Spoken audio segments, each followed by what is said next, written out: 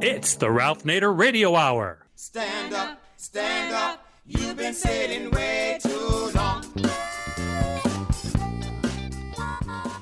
Welcome to the Ralph Nader Radio Hour. My name is Steve Scrovan, along with my co-host David Feldman. Hello, David. Hello there. Nice to have you, and it's nice to have the man of the hour, Ralph Nader. Hello, Ralph. Hello, everybody, and listeners, you'll see again why what you hear today you won't hear on NPR, not to mention commercial radio stations. You are correct, sir. With political rallies and possibly even in-person conventions eliminated by the COVID-19 pandemic, this has been a relatively quiet presidential campaign season. For a while there, Donald Trump was using the coronavirus task force press conferences to get his political message out to the public, but then he got tired of answering embarrassing questions and abruptly ended that. This puts greater pressure on communicating one's message through political ads. Joe Biden's campaign has spent more than $5 million in recent days on Facebook ads, and since the national shutdown, campaigning has turned digital, and the spending for political ads is higher than ever. So if ads are going to be the deciding factor for this election, could the ads be better? Now, I'm going to play you a short clip. This is a famous ad from Ralph's presidential campaign in 2000. Grilled tenderloin for fundraiser, $1,000 a plate. Campaign ads filled with half-truths, $10 million. Promises to special interest groups, over $10 billion. Finding out the truth, priceless. There are some things money can't buy. Without Ralph Nader in the presidential debates, the truth will come in last. Find out how you can help. Go to votenader.com. Vote Ralph Nader for president. That ad ended up making a big splash because when MasterCard sued the Nader campaign for doing a parody of their slogan, Priceless, it was replayed over and over again in the news. The campaign got much more bang for its buck. That was 20 years ago. Today, you'd call that going viral. That ad was created by Northwoods Advertising. Northwoods, based in Minnesota, takes the unconventional approach of being funny and creative in political ads. They have run many very successful ad campaigns for third-party candidates and underdogs. And our first guest on the show is the founder of Northwoods Advertising, Bill Hillsman. Slate magazine called him the world's greatest political ad man. And he'll be able to tell us his thoughts on Democratic candidate Joe Biden's current ads. After that, we'll talk to Susan Clark, who is an expert on town meetings. Town meetings are pretty unique in Vermont. They happen once a year. People get together to discuss the town's business, and they can debate any issue. This is direct democracy in practice. Many view it as democracy in its purest form. Today, as we well know, there is a tremendous amount of debate about the relationship between police forces and the communities they are supposed to be serving. Could some of this conflict been avoided if town meetings had been more a part of our political and social fabric? Well, Ms. Clark is going to help us understand what the town meeting can achieve. And as always, in between, we'll take a short break and find out where the real looting of America is happening with our corporate crime reporter, Russell Mokhiber. And if we have some time left over, we'll try to answer some listener questions. But first, let's hear about what makes an effective political ad. David? Bill Hillsman is a writer and an expert on independent voters. He is the founder and CEO of Northwoods Advertising in Minneapolis, Minnesota. He ran award-winning political advertising campaigns for Senator Paul Wellstone, Governor Jesse Ventura, and our own Ralph Nader's presidential campaign. Northwoods Advertising has won numerous awards for creativity in advertising, including an Emmy and multiple Polly Awards. Mr. Hillsman authored the book, Run the Other Way, Fixing the Two-Party System, One Campaign at a Time. Welcome to the Ralph Nader Radio Hour, Bill Hillsman. Thanks. Good to be here. Yeah, welcome, Bill. And David just mentioned your book, which came out in 2004, Prescient, and you called it Run the Other Way, Fixing the Two-Party System, One Campaign at a Time. And I just want to give a little framework for our listeners before we get into what you want to talk about. And the excerpt from your book, which you talk about in Chapter 1, Election Industry, Inc., and you say it's made up of political parties, pollsters, political consultants, fundraisers, media mavens, junk mailers, spammers, special interest groups, lobbyists, and various other meretricious sorts of profit handsomely from our current political system. Who pays for it? You and me. And, of course, any candidate brave enough to run for public office. And you go on to say, you're talking about the election industry, quote, they represent our politics at its worst.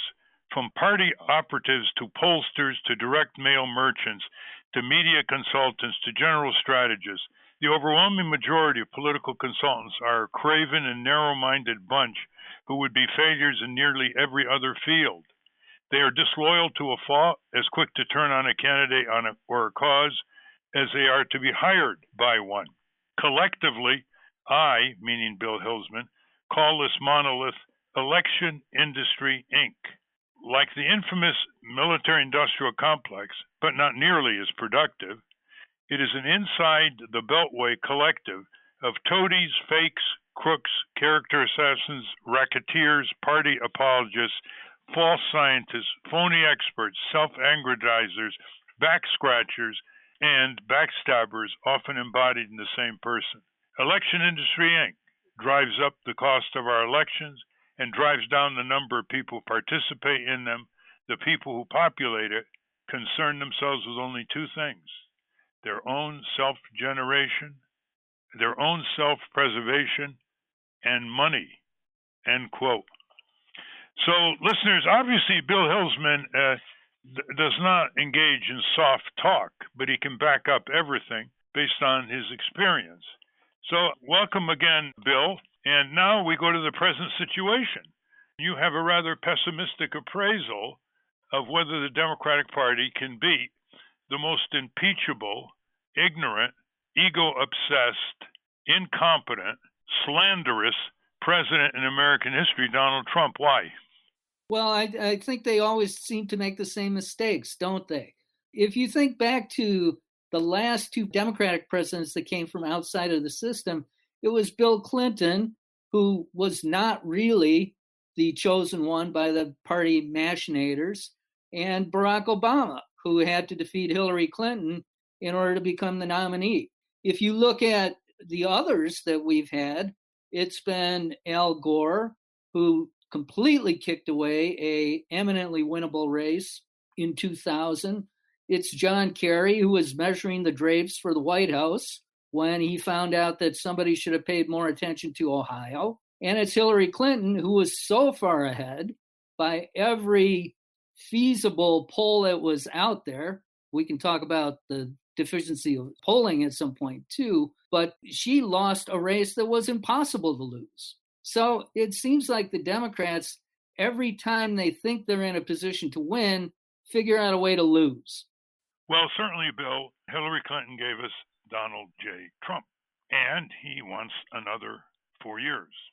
As Bill Curry, who was formerly a counselor to Bill Clinton in the White House and then became a critic of the Clintons, he once said, message precedes policy by the Democrats when policy should precede message.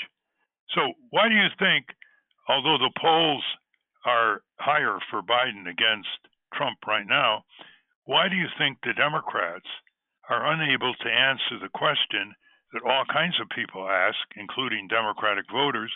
What does the party stand for?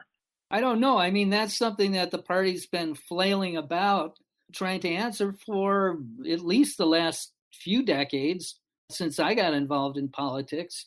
It shouldn't be that hard. I mean, everybody understands what the Republicans stand for. They stand for lower taxes.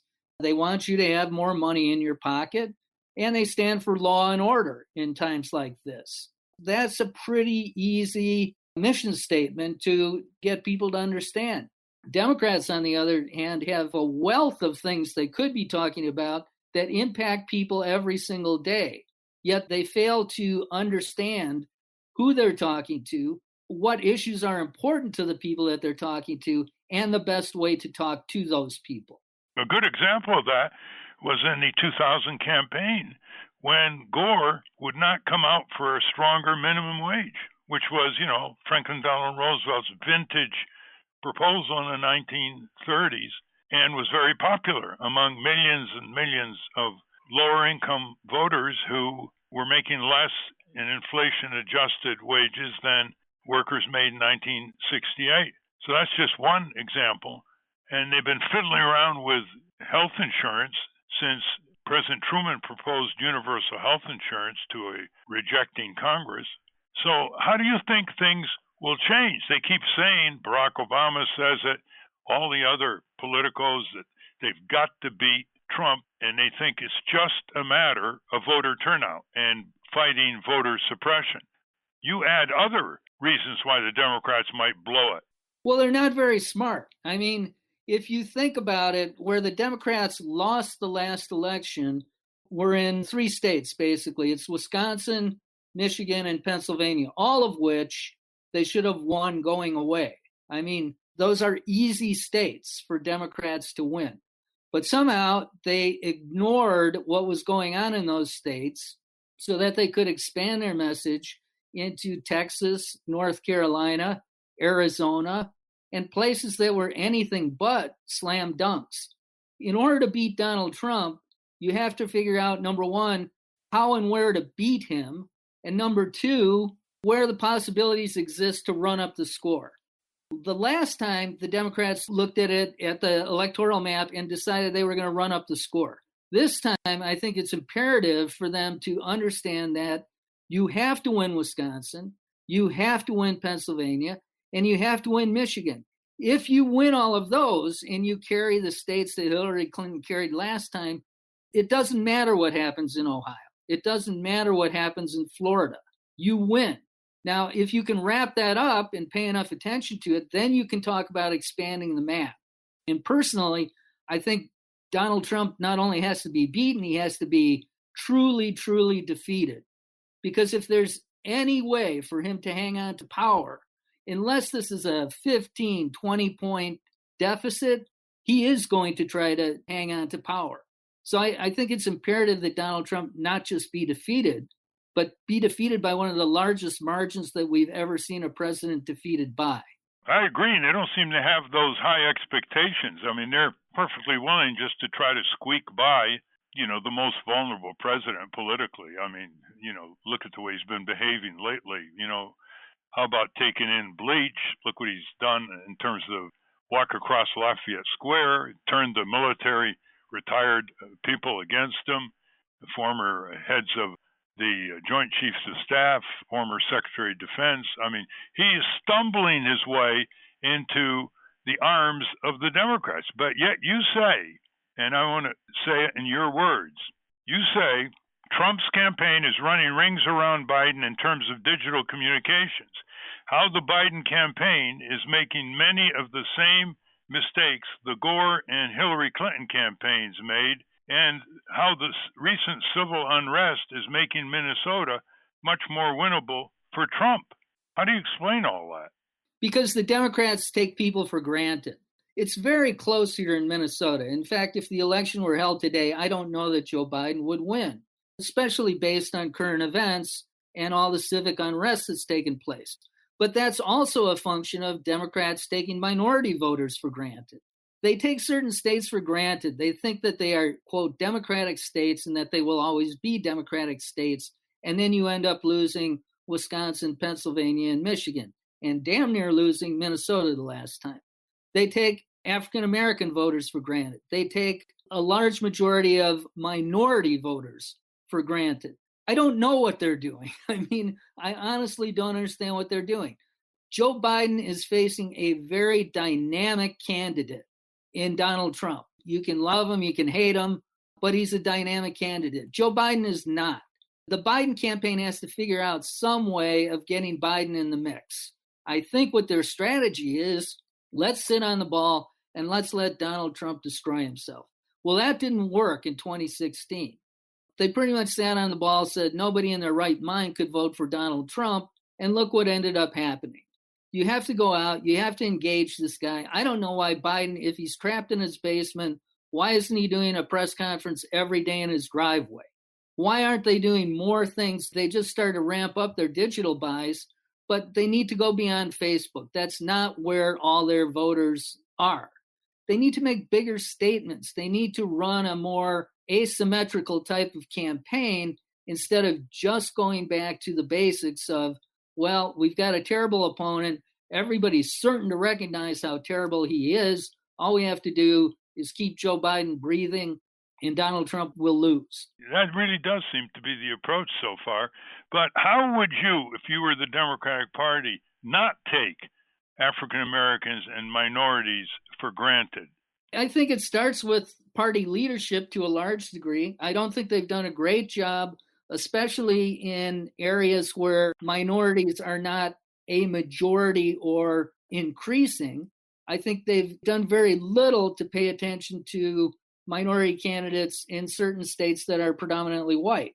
They don't really try to cultivate Black candidates in areas other than Black areas. It seems to me that they need to be much more imaginative in what they're trying to do and what they're trying to say to some of their key constituencies. They've been fairly lousy with working people for a long time, too. That could be a major reason why they lost Michigan, why they lost Pennsylvania, why they could do it again. You mean the trade issue, exporting jobs? Yeah, I think they're just not listening to what's really concerning people. They're stuck in Washington. They're stuck in an echo chamber. I don't think they get out very much. And they're all so self-satisfied and convinced that they know what they're doing that it just shocks the hell out of them when they don't know what they're doing. They find out they don't know what they're doing, but they never change. They don't change. They have the same political consultants. They don't return calls from people who can give them ideas and be a little critical of what they're doing. They're very, very self-absorbed that way. And to top it off, they're not creative at all. So you're a communications specialist, and you know you have to reach people where they live, work, and raise their families. What kind of ads would you put on? It's clear that from the ads I've seen from the Democratic Party, they're very forgettable. I mean, who can remember Hillary Clinton's ads? Who can remember John Kerry's ads, even a few days after they were seen? So what would you put on in terms of ads that would reach regular working people? You know, they've lost over a third of union members who voted for Trump in 2018. So be very specific. How would you reach people and get them motivated to turn out to vote before we talk about the GOP's voter suppression? Well, it's hard to be very specific unless you're really looking at exactly who the people are you're trying to communicate to and with. If we're talking about working families, there's plenty of evidence that what Donald Trump has done has been outright harmful to you and your family on a day-to-day basis, outright harmful. But the Democrats haven't done a good job of connecting the dots on that. So I think it's incumbent upon Democrats, upon their communicators, to show people exactly what Donald Trump has done, what his policies have been, how those have harmed your family, outright harmed your family on a day-to-day. Bill, we're talking with Bill Hillsman, who's a communications strategist from Minnesota. You know, this is the first time I caught you in understatement. You said the Democratic Party hasn't done a good job telling the people what Donald Trump has done to harm them. I mean, he has, in the last few months, and his henchmen who run the Environmental Protection Agency, the Job Safety Agency, all these other agencies that deal with the health, safety, and economic protections of the American people, they've announced they've shut down enforcement. No vagueness. They just said, well, it's COVID-19 time. You can forget about the federal cop on the pollution control beat. You can cheat, steal. You can do whatever you want. You can eliminate reporting requirements to regulatory agencies. You can import stuff because we're not going to examine imports that could be dangerous medicines from China or products that are coming in. They actually said that. And you think the Democrats would have made a huge hullabaloo about this? Because this is giving more asthma to the kids. This is giving more cancer to people. This is ripping off their already squeezed budgets with the financial industry and the credit card companies and the rent-to-own rackets and the shark loans for workers who are pressed to pay their bills. It's just unbelievable. They've got their head in the sand. It's because they are in the upper income brackets. Their checks never bounce. They are living in nice houses with health insurance. And they still don't seem to understand that they can't win by just saying Trump is unfit for service, which was about the bulk of the huge ad buy of Hillary Clinton. So what do we do about this? And worker safety issues. I mean, Trump is so committed and so tied to the notion that only the economy can save him. At this point, we're in the middle of a pandemic, and there should be even more safeguards and overseers of worker safety. And yet they're throwing out regulations right and left. Any chance they have, if you can open a business, it doesn't matter to them how you go about opening up your business. It really doesn't. They're putting lives at risk by doing that. They're putting workers' lives at risk. And the Democrats, I haven't heard a peep from on this particular issue. It's truly amazing. Just take the impeachment arena. After Nancy Pelosi impeached Trump on the Ukraine matter, it was an important issue, but it wasn't exactly a kitchen table issue for most Americans.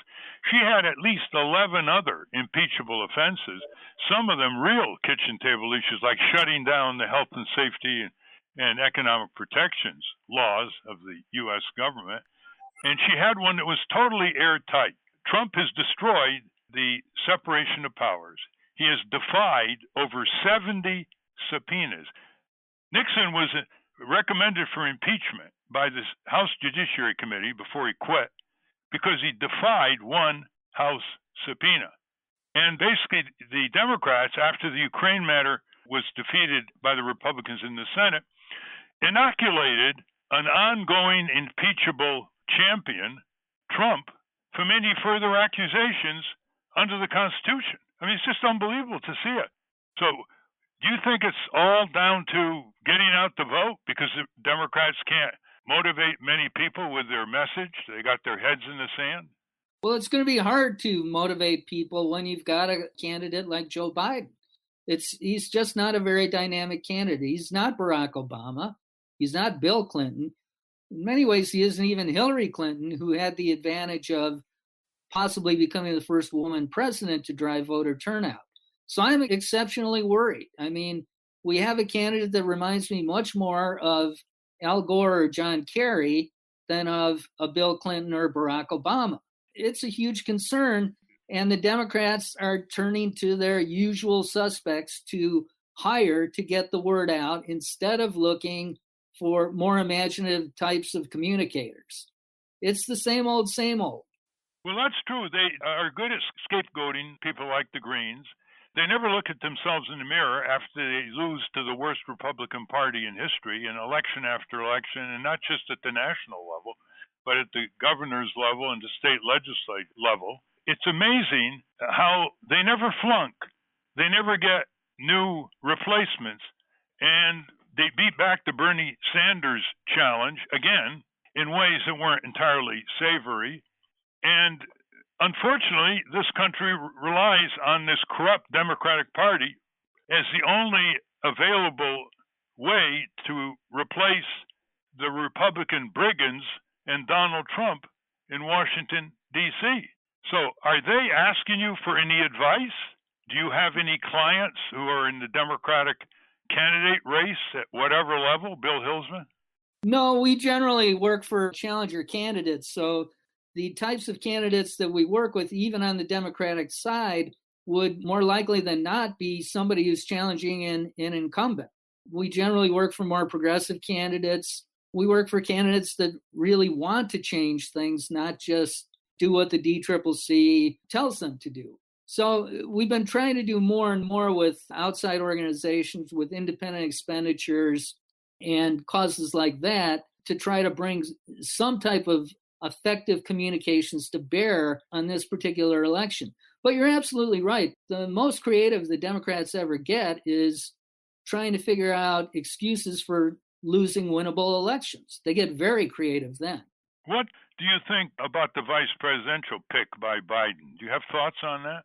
I mean, I think I have favorites that I would probably prefer over other people, but I don't think the vice presidential candidates don't really bring as much to the table as people think. Sometimes people believe that if you pick the right vice presidential candidate, that would deliver a certain state. I don't know that Biden's really looking at a lot of candidates that have the capability to do that. How about the governor of Michigan? I think she's a mixed bag. I don't think she's been in office quite that long. She's a little bit of a lightning rod. I think she's good, and I think she'd be a really pretty good vice president. But I don't know if that's the person you want to take out of Michigan right now. How about Elizabeth Warren? I think Elizabeth Warren would be very interesting. I mean, she's certainly much more progressive. She's certainly very capable of handling the job and then some. So I think Elizabeth Warren would be a good choice. The question is, what sort of new voters does she bring? I don't really know where Biden's campaign has identified their weaknesses. And I'm not particularly certain that if they have identified the weaknesses that I suspect they have, that Elizabeth Warren is the answer to those particular weaknesses. Well, she's tested. She's been campaigning for almost 2 years. She doesn't stumble very often, and she really irritates Trump and brings the worst out in him, especially misogyny. So, that alone can be quite significant. And she can push Biden, who is still stuck in, corporate Delaware. I call him Delaware Joe, and he's too close to Wall Street. So that's why she is very articulate and knowledgeable and can persuade Biden perhaps better than some of the others. What do you think of this politically correct stuff? I mean, it's just seems to be going off the wall. Oh, yeah, it's definitely. I can't imagine being on a college campus anymore because it's hard to get a broad scope of viewpoints. But going back to Elizabeth Warren, I think it would be incumbent upon the Democrats to let people know that Elizabeth Warren actually would be great for every single family in the country. She'd be great for kitchen table issues for every single family in the country because she understands what's going on Wall Street. She understands how necessary overseeing the way businesses work in America is to protect families, not only in their pocketbook, but in their overall health and welfare. So, I think you put your finger on it. She can't be the choice to win a state or 2 states. But for working families, it's hard to find a better candidate. I'm quite sure that Bernie Sanders, who hasn't yet come out for her for vice president, at least publicly, I'm sure he supports her because she's his only legacy after 2 sweaty, torturous presidential campaigns where he was done in by his own party or the party that he ran under, even though he's an independent. She's the only legacy left for all his labors. Yes, unfortunately, I think people tend to form opinions of the image of someone. And Elizabeth Warren, being from Massachusetts, having been a Harvard professor, it's hard for communicators to explain to people at their kitchen table how good somebody like that can be for you. But it doesn't defy the notion that, in fact, she would be a really, really good choice for practically every family in the country. She has great personal skills. I mean, boy, can she ever relate to people. Yeah. Look, who's ever taken over 100,000 selfies? Just think of the stamina after a long day of campaigning and speaking. And she has that kind of touch, which is, I think, much more authentic than Joe Biden's touch. If listeners think that my definition of legacy was too narrow, let me elaborate. Bernie Sanders' substantive legacy, apart from carrying it on in a electoral campaign through someone like Elizabeth Warren, it was tremendous. I mean, I must say, he picked up on a lot of the campaign issues that we ran on, Bill, in 2000, and he supported those issues long before 2000. But he did really shift the balance of dialogue. He did throw a lot of Republicans on the defensive. And now, with the COVID-19, not many people are talking depreciatingly about socialism because big capitalism is hanging by its fingernails on big socialism, bailing them out with trillions of dollars out of Washington, the Federal Reserve and the Congress. Don't you think, though, that Trump's blundering, mishandling, sneering, deriding, wasting 8 weeks and could have prevented tens of thousands of deaths in the COVID-19. Don't you think that's going to continue to hurt him, regardless of how inept the Democratic Party is? Absolutely. I mean, we also did the race for Jesse Ventura when he became governor of Minnesota. And one of the great things when you run as an independent or outside of the two-party system is that you can then hire, if you're fortunate enough to get elected, you can then hire absolutely the best people for the job. So in Ventura's cabinet, he always picked the best person. It didn't matter if it was a public sector person, a private sector person, a Democrat or a Republican.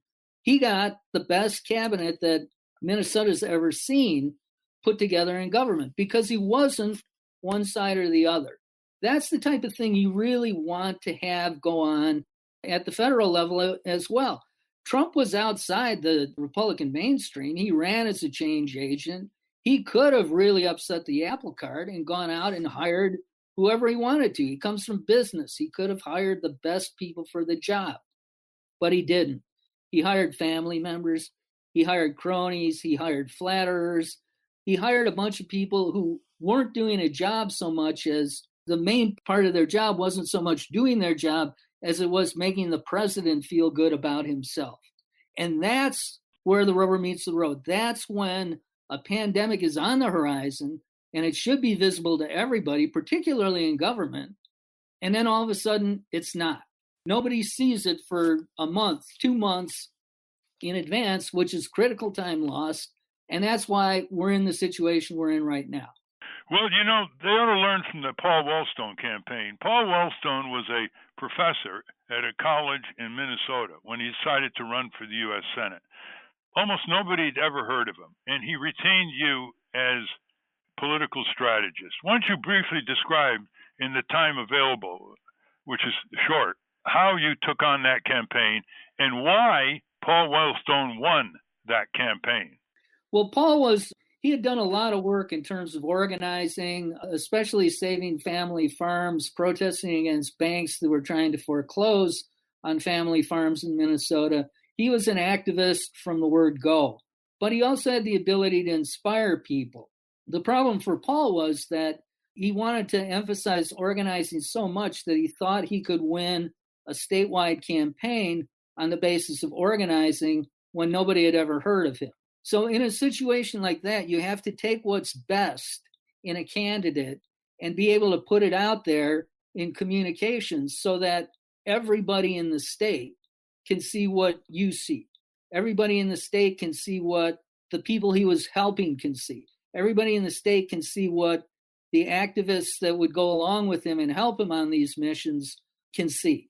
That's really the art of communications, is taking people who are very good at what they do, who are very well-meaning, and finding a way for that to get out to enough people so that enough people can understand that and elect that particular person. And tell our listeners about your famous ad where you took a political liability of Paul Wellstone and turned it into a spectacular ad. Well, Paul had a tendency to talk about, he had to cram as many issues once he got your ear into the conversation as he possibly could. And what we did not have in that race was money. We were outspent at least 8-1 versus the Republican incumbent. So what we did was we did a 30-second commercial where Paul went from setting to setting and spoke as quickly as he could to the camera about a particular issue. Now, the people in Washington were congratulating us on how we were able to get so many issues into a 30-second TV spot.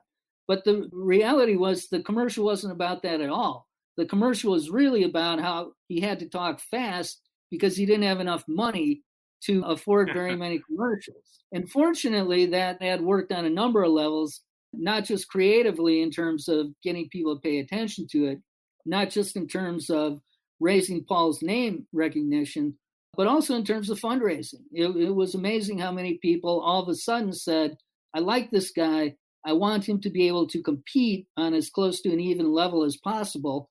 And we never did get anywhere near close to what the opponent spent, but we got enough money to get the message out.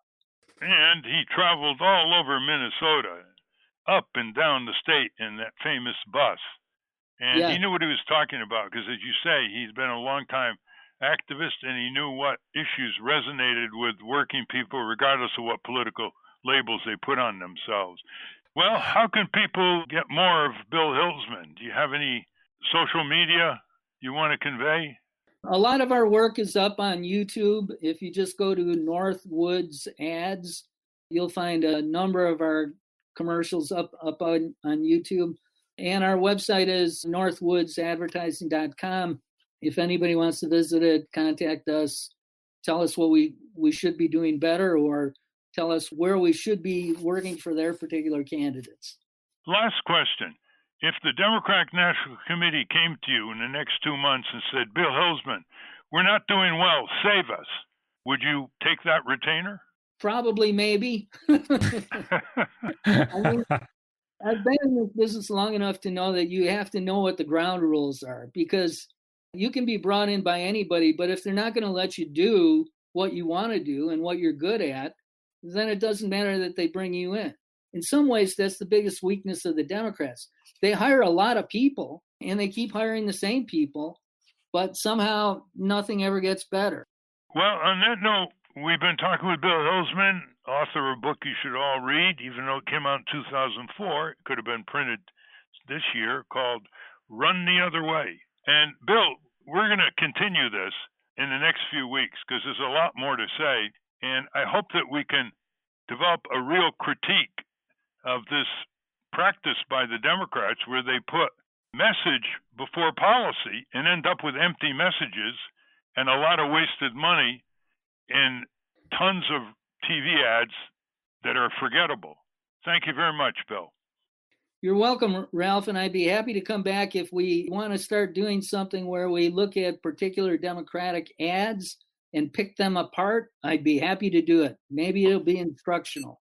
That would be wonderful, because people listening to the program will probably have seen these ads. They're very repetitious, and you would recommend how these ads could be replaced with more authentic narratives that reach people where they live, work, and raise their family. That's when you get left-right support for so many of these bread and butter issues. I don't think many conservative families want to deregulate clean drinking water standards or safe food standards, or they want to allow the insurance companies to deny benefits that these families have already paid for in their premiums when they need health care.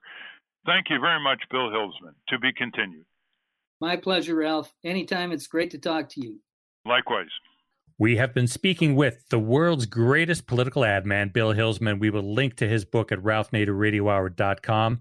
Let's take a short break now. When we return, we will talk about the long-standing tradition in Vermont of town meetings. But first, let's check in with our corporate crime reporter, Russell Mokhiber. From the National Press Building in Washington, D.C., this is your Corporate Crime Reporter Morning Minute for Friday, June 12, 2020. I'm Russell Mokhiber. The Federal Communications Commission proposed a $225 million fine against Texas-based health insurance telemarketers for making about 1 billion illegally spoofed robocalls. This is the largest proposed fine in the FCC's 86 history, reflecting the seriousness of the apparent violations by John Spiller and Jacob Mears, who used business names including Rising Eagle and Jace Telecom. Rising Eagle made approximately 1 billion spoofed robocalls across the country during the first 4.5 months of 2019 on behalf of clients that sell short-term, limited-duration health insurance plans. Spiller admitted to the U.S. Telecom Industry Traceback Group that he knowingly called consumers on the Do Not Call list as he believed that it was more profitable to target these customers. For the Corporate Crime Reporter, I'm Russell Mokhiber. Thank you, Russell. Welcome back to the Ralph Nader Radio Hour. I'm Steve Scrovan, along with David Feldman and Ralph. Should pigs be allowed to run free? Should people be allowed to get smallpox vaccines? These were important questions back in the late 1700s. Before Vermont became a state, people held town meetings to collectively address these kinds of problems. Can this system still be used to address the problems of the 21st century? Our next guest will help us answer that question. David? Susan Clark is a writer and facilitator with a focus on community sustainability and citizen participation. She's a radio commentator and former talk show host. She served as a communications director for the Vermont Natural Resources Council. And Ms. Clark co-authored the books, All Those in Favor, Rediscovering the Secrets of Town Meeting and Community, as well as Slow Democracy, Rediscovering Community, Bringing Decision-Making Back Home. Welcome to the Ralph Nader Radio Hour, Susan Clark. Hey, I'm very glad to be here. Susan, let's talk about town meetings. People in New England know what they're all about, but around the rest of the country, they're not that well informed. It's a unique New England institution. Back in 1835, no less a skeptic than Henry David Thoreau said, quote, "Town meeting is a true Congress, the most respectable one ever assembled in the United States," end quote. And I've always thought that the town meeting system is about the most democratic institution in the world, very close to the people, and literally of, by, and for the people. So your book on town meetings, try to get more people interested in turning out and setting up town meetings. It's called All Those in Favor, and the subtitle intrigues me. It's Rediscovering the Secrets of Town Meeting and Community. What are the secrets, and how viable is the town meeting in towns and cities in New England? Sure. Great questions. And, I think that it's important for listeners to understand that when we say town meeting, we're not talking about, we hear a lot about town hall meetings, and those are sort of these political forums where people just kind of sound off. But a real town meeting is a form of governance. So on issues of finance and governance, town meeting is it's the legislative arm of our towns. Now, we are talking about, hyper-local issues, but at a real town meeting, we are, every voter comes in, we can stand up and deliberate, we can amend the budget. This isn't just a yes or no situation like at the ballot box. We're actually adjusting and acting as real Democrats, small d Democrats. And I think by making these, really hundreds of millions of dollars in Vermont every year, not to mention the other New England states, we're learning to participate directly in democracy. Not only that, but the people at the town meeting can set the process of the people making the law, even if the city council or the selectmen, as they were called in the old days, oppose them. They can have a town meeting, they can propose an ordinance or repeal an ordinance, and they can go to referendum. That's what goes on in my hometown. Isn't that correct? So it's a part of the government, and it's called self-governing. Absolutely. It's self-governing. And every state, again, the 6 New England states, Rhode Island doesn't have town meetings so much anymore, but in the other 5, Maine, New Hampshire, Connecticut, Vermont, it's a little bit different in every state. But yes, on finance and governance, think of it as a legislative arm. And so this is a place where we make binding decisions, which changes us individually. We see that social capital is a lot higher. Our sense of civility and personal civic empowerment is higher in these places. It's pretty easy to vote down a budget when you're in the privacy of a ballot, box, and kind of go, ha ha, we showed them. But in a town meeting, government isn't an us-them situation. It's a we situation. It's we are here together and we need to stay until we fix a problem. And so there's much less of this sort of sense of mob rule and much more sense of, okay, neighbors, we may not agree, but we need to come out of here with a decision.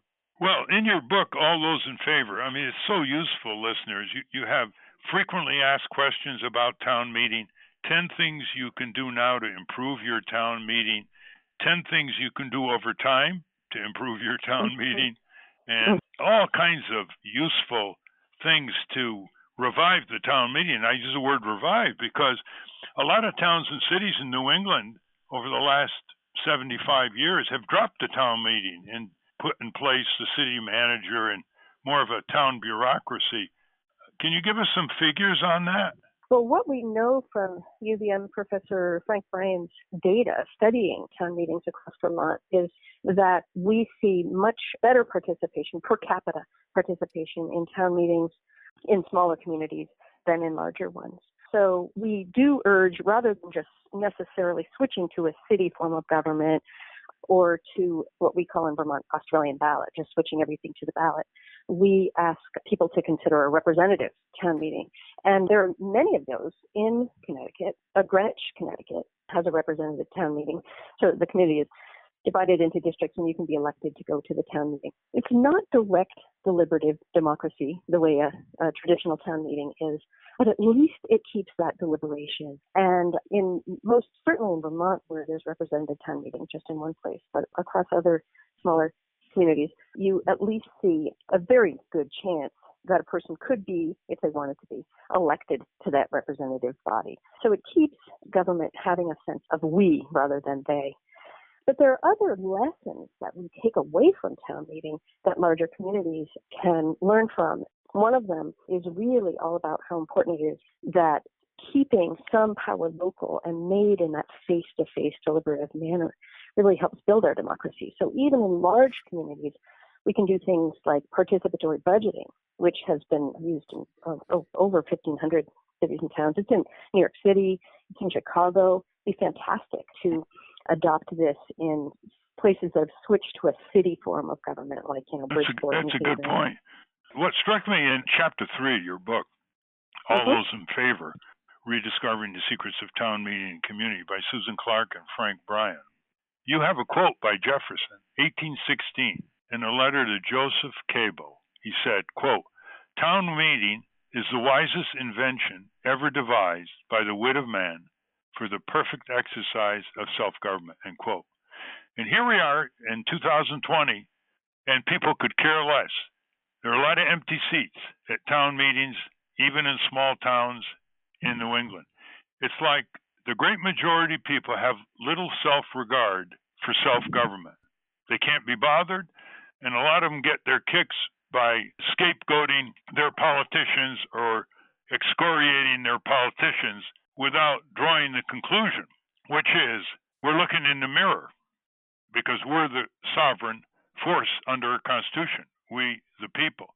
So in this chapter, you say, and this really surprised me, you say, until 2004, no book had ever been published about Vermont town meetings, ever. Only one book has ever been published about town meeting anywhere, and that was limited to a short account of the legal forms town meetings take in New England and published in 1999. And you continue.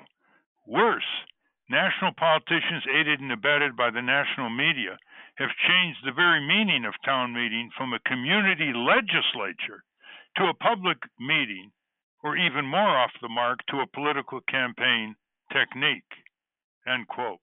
Here's the real problem, Susan, and you know what I'm going to say. It's the old pogo. We've met the enemy. He is us. And if people continue to withdraw, continue to spend their time looking at screens and virtual reality, continue to decree themselves as powerless when they're not, continue to feel excluded and disrespected and voiceless, they won't discover an over 200-year institution that can give them back the power. Because if the power starts at the local level, cities and towns and villages, it moves up to the state and then the national level. Your comments? Yeah, absolutely. And and that's something we explored in the other book that you mentioned at the beginning, Slow Democracy. We looked at all the different ways that, and we define slow democracy as local democracy that's inclusive, deliberative, and empowered. Town meeting is a wonderful institution, and I'm one of its strong advocates. But if you don't have a town meeting, there are many, many ways that you can create inclusive, deliberative, empowered decision-making in your communities. And we are seeing that. I'm seeing an uptick in people's interest, certainly in people's frustration with the current federal administration. People are saying, well, how can I, as an activist, make a difference in government? There are deliberative processes that we can use at the local level, whether it's town meeting, whether it's participatory budgeting, as I just mentioned, in places that have the initiative and referendum system. There have, like Oregon, for example, has created what they call a citizen initiative review, because they know that just initiative and referendum is missing that deliberative part. Deliberation, when we get together to make solid decisions that are based on actually not just yelling at each other or debating, but really weighing the pros and cons, like grown-ups, we come away as stronger citizens ourselves. It changes the way we think. It actually changes the outcome of decisions. And that's the kind of thing that we can weave into our local government. And you can get this book, all those in favor, Rediscovering the Secrets of Town Meeting and Community by Susan Clark and Frank Bryan. You can get it by going to the Institute for govt.org. So it's VT, that's Vermont, Institute for govt.org. What do you think, Susan, in concluding, what do you think the prospect is for even a rebound in civic engagement? Back to the good old days, when they weren't all that good old days, but by comparison, I mean, when my parents took me to a town meeting as a little boy, the place was packed. People were proud to go there. And I once asked my dad, well, what do they do there? And he said, well, they start making laws there. So it was a big impression on me. And now, I mean, you have to beg people to even show up at the every 2 weeks selectmen's meeting. Sometimes all the seats are empty except for two regular people who get up and shout. The problem is a lot of people don't go to these meetings because they don't like the shouters. And that's a problem. It's not that you don't have a right to shout, but it's what they say when they're shouting, and they're like ditto heads, and they obstruct and interrupt people, and that keeps some people away. But, you know, you can't be blistered by moonbeams, for heaven's sake. So no one has yet answered the question, how do we engage civic motivation in our democracy, local, state, and national? What is your best suggestion to wake people up? Right. Well, I mean, you did a great job of describing the people's sort of slumber about their power. And I think that when we have elected officials can do a better job describing why participation in a meeting matters. Too often we invite people to meetings, you know, for example, a voter who attends a select board meeting has no power. That's where you get the yellers.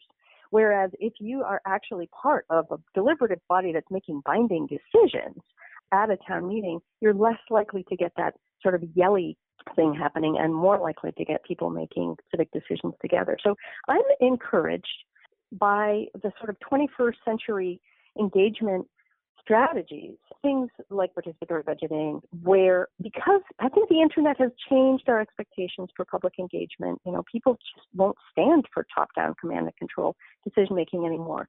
And when they see that they can actually change the structure and invite people in, we start to see much more, I think, hopeful outcomes. Portsmouth, New Hampshire is a great example that has Portsmouth Listens. People can Google everyday democracy to see the kinds of structures that communities are now putting in place so that governments are treating citizens, you know, as collaborative equals, less like a hierarchy and more like a wiki. Well, you know, if I can answer my own question partially, obviously I haven't been able to answer that question of how do you deal with civic motivation. But one is, if the citizen groups in the town put up proposals for new ordinances that the town government has been ignoring, if not opposing, that tends to bring people out. And if people like in Brattleboro and some other towns in Vermont want to have municipal citizen expression on war and peace issues, like on the Iraq War, the criminal war in Iraq, or like on arms control, nuclear arms control, they can use the town meeting to pass resolutions, as many towns in Vermont did, and that brings people out. So it's sort of like a referendum in some of the Midwest and Western states. When you have issues on beside the candidates for election time, it tends to bring more people out.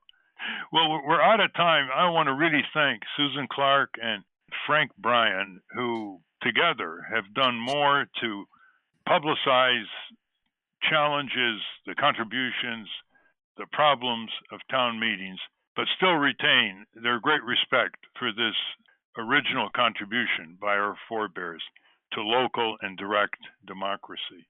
Thank you very much, Susan. Well, and thank you so much for all you're doing.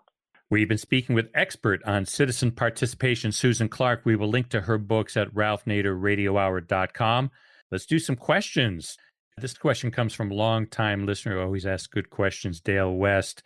The subject is the Boeing 737 MAX update. And he wanted to know if you have any comment on the January 16th, 2020 Department of Transportation Special Committee review of FAA aircraft certification process and the FAA's May 19th response to the committee's report. It says, amazingly, there is no FAA reform needed to keep the flying public safe. You can't wait for more self-certification delegated to Boeing. Well, Dale, your comment is very, very timely. That exchange that you described was basically a sweetheart exchange. They weren't really serious. They were just sugarcoating it because the public and the media was demanding action and stronger assertions by the FAA. The problem now is that Senator Wicker, who runs the Transportation Committee for the Senate, has completely caved to the Boeing lobbyists and to the FAA do-nothing people. And he's put out a bill that's called the Aircraft Safety Bill, and it has nothing of the sort. All it does is tell the FAA they got to review this, review that, put out a report on this, and put out a report on that. No teeth, no tougher regulatory authority on the FAA, no mandates, no stronger technical staff, no enhanced budget, and above all, no end to the abdication delegation to Boeing, where Boeing self-certifies essentially its own planes. And we know what happened there in Indonesia and Ethiopia, and we also know that the 737 MAX is almost tanked Boeing unless, and this is an ominous prediction, the FAA tries to slip it by a public that's occupied with COVID-19 and street demonstrations on police violence and recertify and get it up in the air.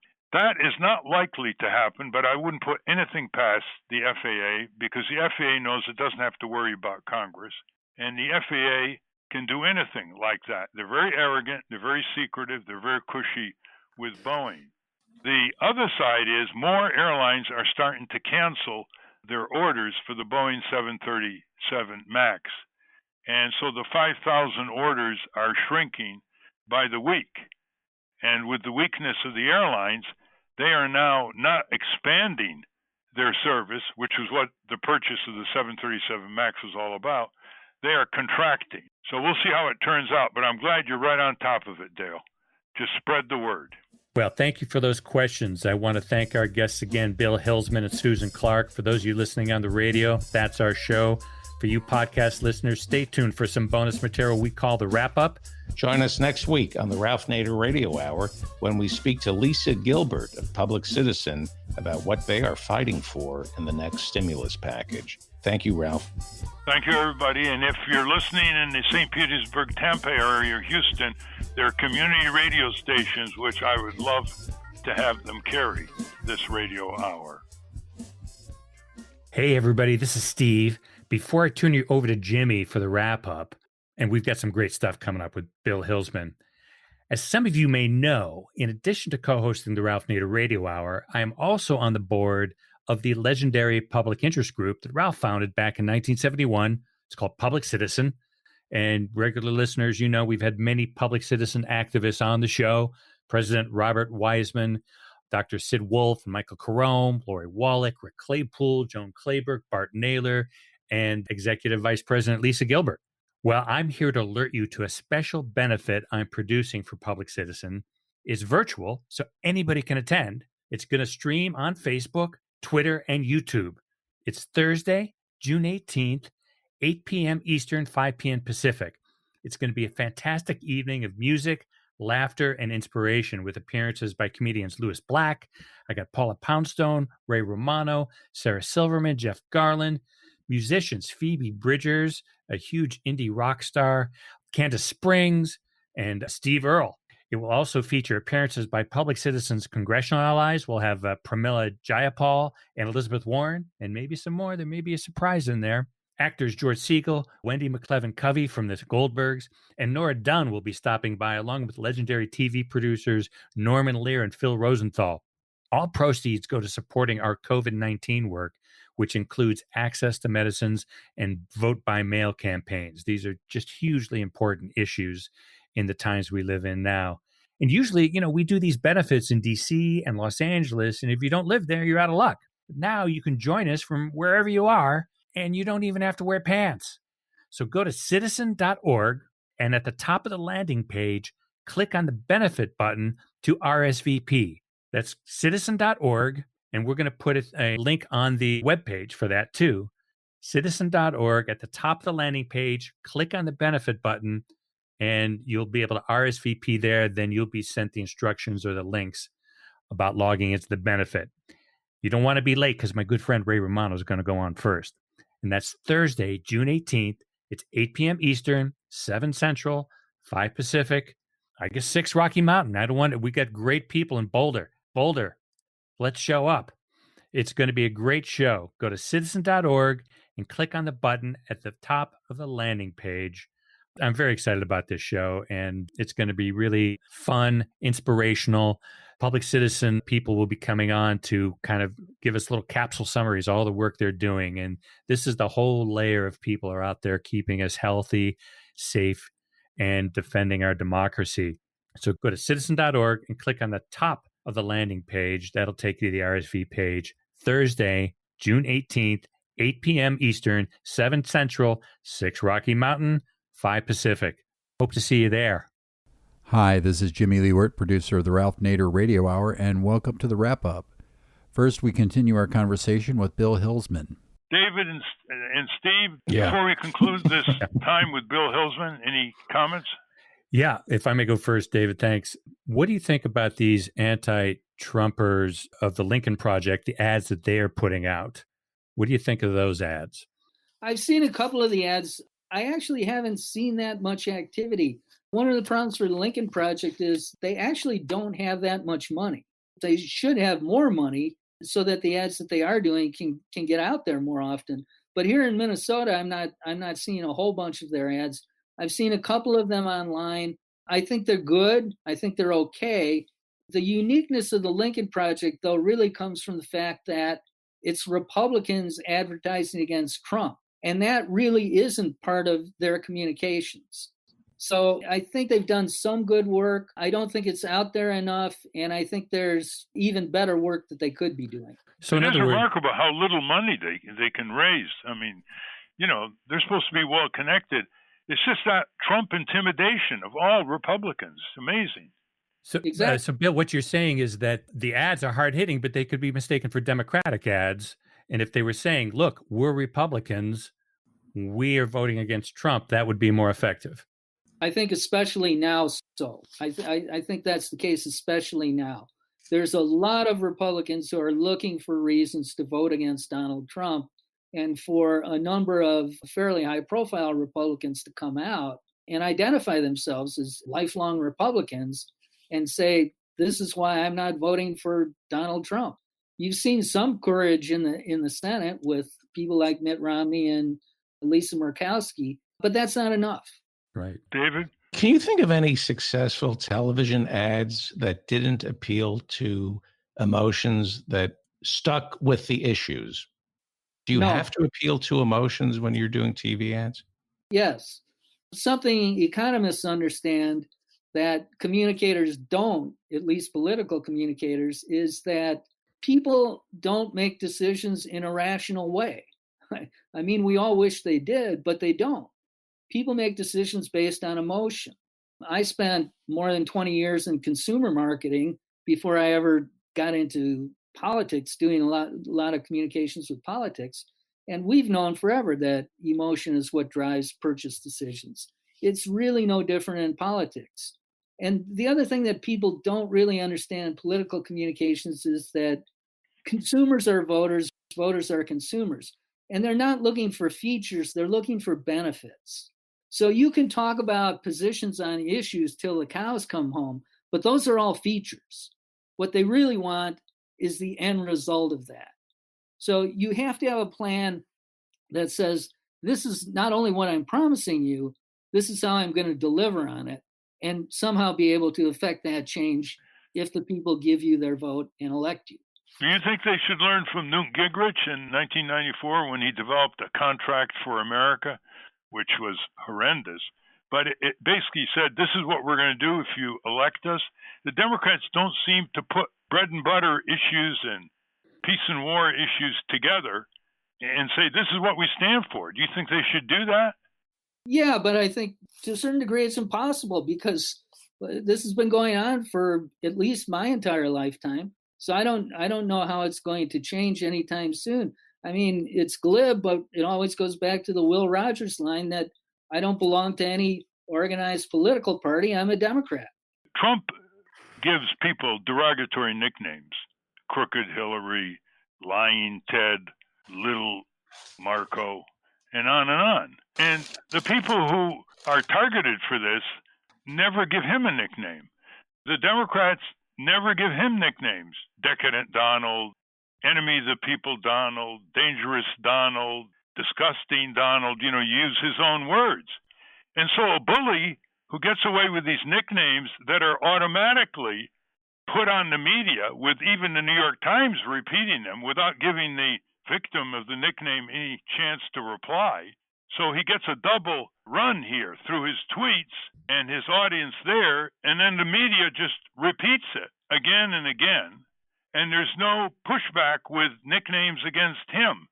And I just heard a high official in his campaign say, these nicknames are great because they work.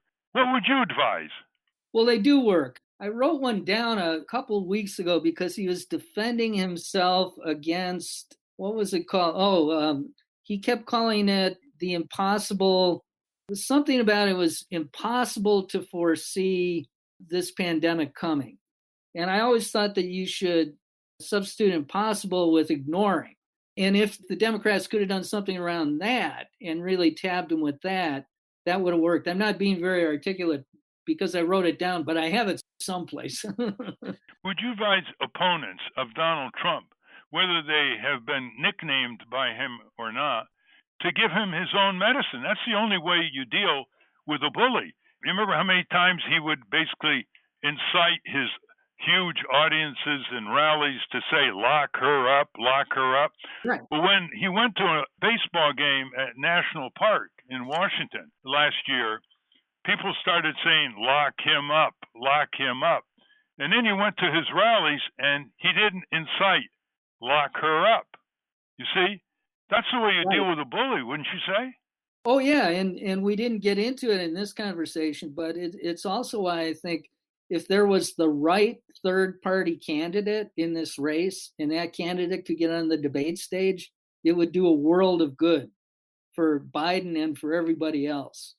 And you think that candidate could have been Jesse Ventura? Well, if it were Jesse, I know a couple things. Number one, I know Jesse cannot stand Donald Trump. I mean, he really despises him. And number two, Jesse's very intimidating himself. And he's willing to say anything to anybody at any time. So if you were to imagine a debate that had Jesse Ventura in it with Donald Trump and Joe Biden, I can tell you that that debate would do a world of good for Biden because Jesse would light into Trump like nobody else. I think there's other candidates that could do it as well. It's a little late in the game, but I think Bloomberg would have really gotten under Trump's skin as well. I think there's certain people that Donald Trump is actually scared of.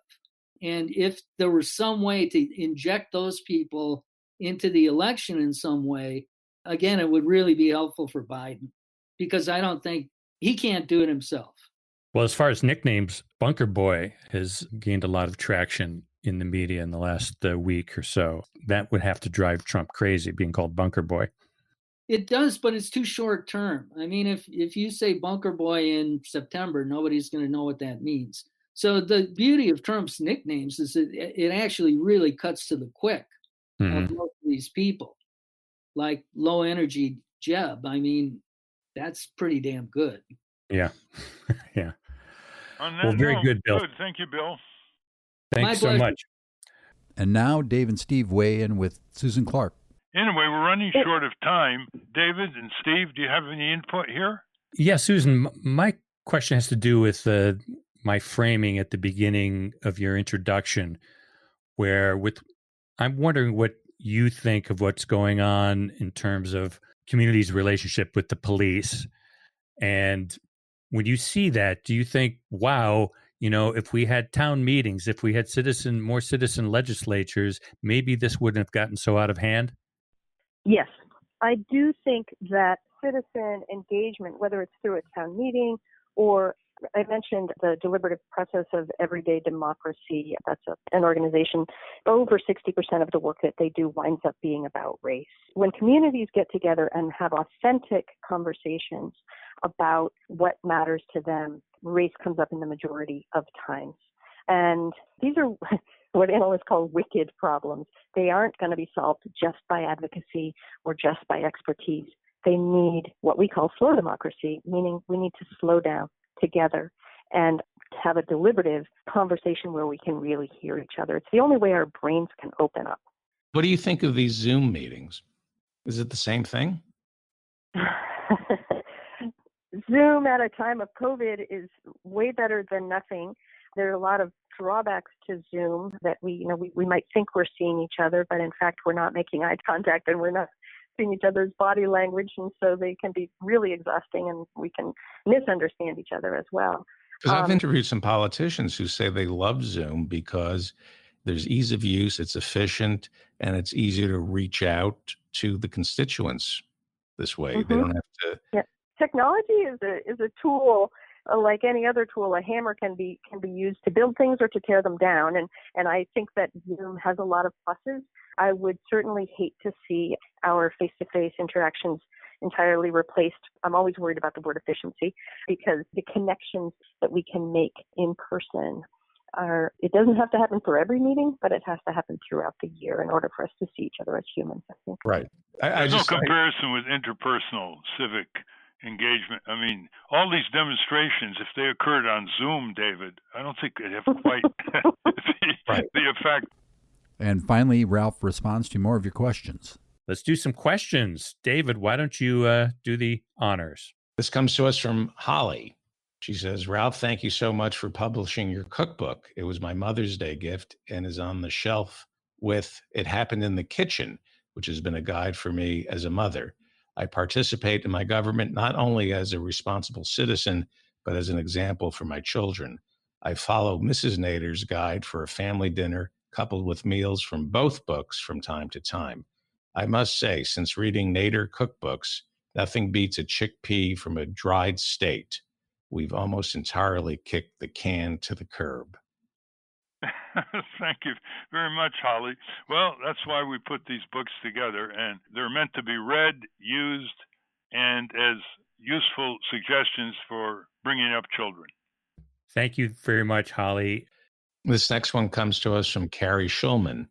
She writes, Ralph, horrible as he is, does it bother you that Trump is the only major politician to oppose the TPP and upcoming CPTPP?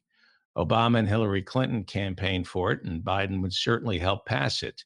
The ISDS provision in it will effectively negate all worker, environmental, and consumer safety laws by opening them to multi-billion-dollar lawsuits for impinging upon corporate profits, and it would be decided by a secret tribunal in Switzerland. There's a little alphabet soup there. Could you explain what?